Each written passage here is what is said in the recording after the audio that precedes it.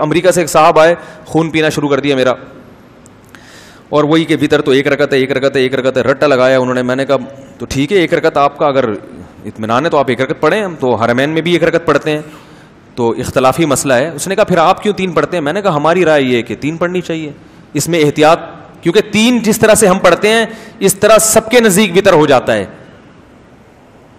امام شافعی کے یہاں بھی ہو جائے گا, امام احمد کے یہاں بھی. یہ والا جو طریقہ حناف نے اختیار کیا یہ بے غبار ہے, اس میں سب کے نزدیک وطر کی نماز ادا ہو جائے گی. اس میں اختلاف ہے, تو ہم نے کہا یہ اتفاقی طریقہ لے لیا ہم نے. نہیں وہ تو آپ بخاری کی حدیث میں. پھر میں نے کہا آپ کس کے مقلد ہیں؟ کہہ رہا میں تقلید وقلید نہیں کرتا, میں محقق ہوں, میں محقق. میں نے کہا اچھا آپ کی کیا دلیل ہے؟ کہہ رہے ہیں بخاری میں آتا ہے نبی نے فرمایا 1 رکعت وطر پڑھو.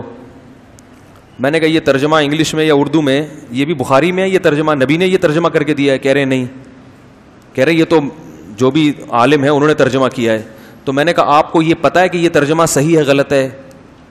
کہہ رہے ہیں بڑے عالم ہیں. میں نے کہا اس کا مطلب آپ اس ترجمے میں ان عالم کی تقلید کر رہے ہیں نا, کیا خیال ہے؟ آپ کے پاس تو کوئی دلیل نہیں ہے کہ یہ ترجمہ صحیح ہے یا غلط, آپ تقلید کر رہے ہو. تو تقلید تو کر لی نا آپ نے. کہہ رہے نہیں دینی مسائل میں تقلید کرنا جائز نہیں ہے, ترجمے میں تقلید ہو سکتی ہے.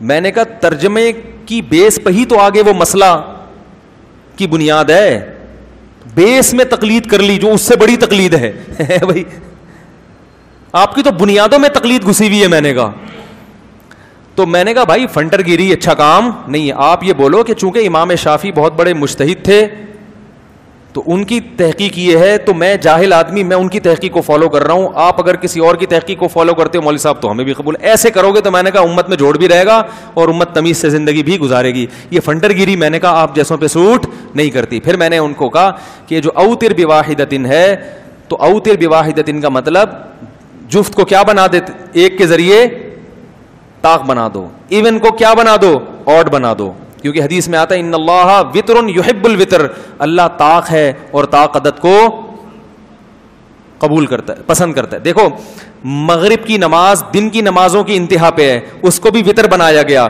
اور یہ جو وطر کی نماز ہے یہ رات کی نمازوں کی انتہا پر ہے, لہذا اس کو بھی کیا بنایا گیا, طاق بنایا گیا ہے, تاکہ اینڈ کس پر ہو, طاق عدد پر اختتام ہو.